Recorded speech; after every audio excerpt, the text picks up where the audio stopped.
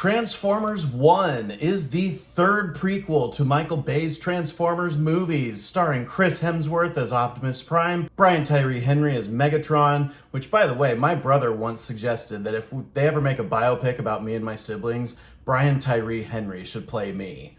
Welcome back to Movie Health Community, the internet's #1 source of health warnings at the movies.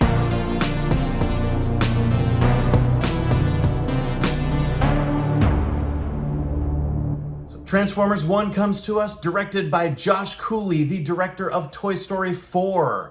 So we know that the computer animation is going to be pristine in this movie. We will talk about that in a minute, but first let's talk about if this movie is safe for photosensitive audiences. The answer is a frustrating no, but the fact is this is still, in terms of flashing lights, the most mild Transformers movie by a pretty significant margin. Throughout the entire first half of the movie, there are some electrical effects, like lightning-looking effects that we see. Sometimes they're in some clouds of dust, so you'll get like a bit of an electromagnetic storm going on, and just other places where you'll find these electrical arcs. This is the most mild version of that I've ever seen, and that is just about the only strobe effect that is in the first half of this movie.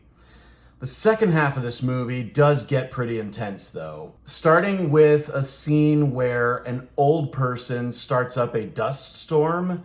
There is pretty extensive use of machine gun lasers.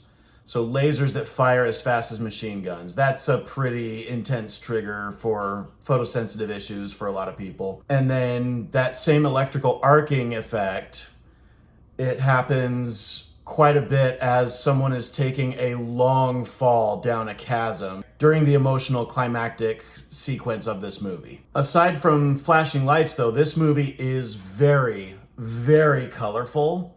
So if you do struggle with your eyes being overstimulated by a whole lot of color, I would advise you to watch the trailer first before checking out this movie, because the trailer does a good job showing how colorful it is.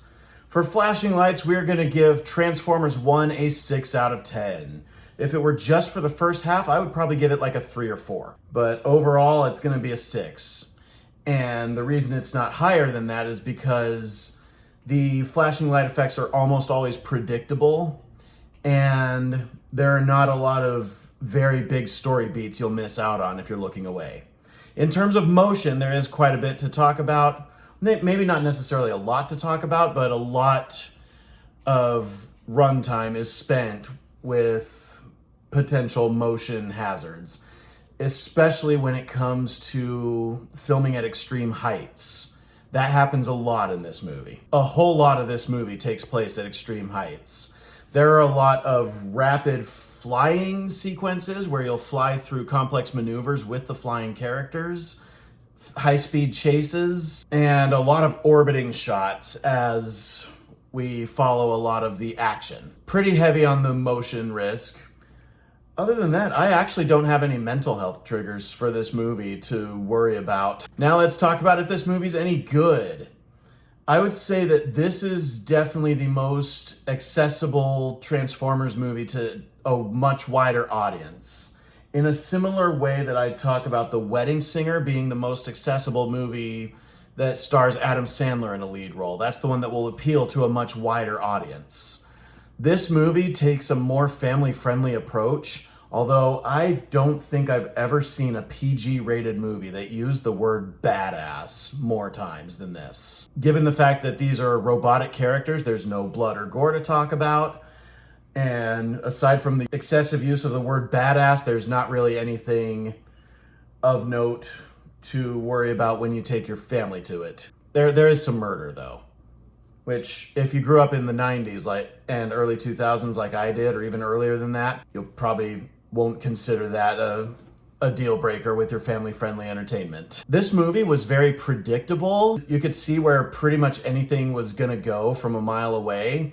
That's not necessarily a bad thing. And so this movie does play a lot of things really safe. That's to say, it all leads in good directions, and it turns out to be a very satisfying prequel. I can't think of anything I would do to change this movie. I'm not gonna say I was exactly the intended audience, but I still managed to have a really good time. So yeah, if you've got older children, like maybe about 9 or 10, this is definitely a good movie to bring the whole family to. I am going to give Transformers 1 an A-.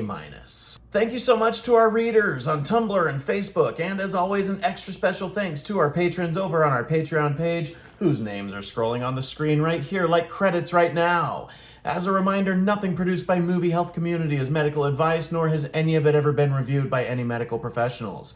Be sure to leave a like on this video, hit that subscribe button, hit the bell icon if you want to be notified when we post new videos, and leave a comment down below if you have anything to add to this discourse, especially if you disagree with anything I've said. We love hearing from you.